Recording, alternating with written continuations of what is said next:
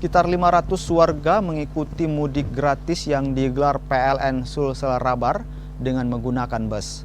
Rute mudik gratis ini meliputi Kabupaten Bone, Malili, Kota Palopo, dan Mamuju, Sulawesi Barat. Warga pun menyambut antusias mudik gratis ini lantaran meringankan beban warga. Selain mudik gratis, pemudik juga diberikan bekal hingga tiba di kampung halaman mereka. Palopo. Palopo. Ini pakai apa ini?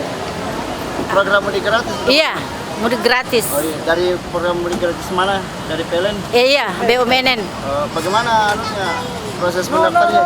Iya, mendaftar secara online, terus keduanya langsung daftar di sini kalau ada sudah nama ada keluar. Berapa orang jadi? 3. Oh, 3 orang sama siapa saja? Suami, saya dan anak saya 1. Rinciannya adalah 150 ke bawah via kapal, 350 ini ada yang ke Bone 50, Palopo 100, Malili 100, Mamuju 100. Berapa Pak disiapkan? Ya. Berapa bus yang disiapkan? Oh, kalau yang ini ya, ini kalau yang ke Bone ini 5 bus kecil ya, sampai kecil. Mamuju 4 bus, Palopo, Malili masing-masing 3 bus.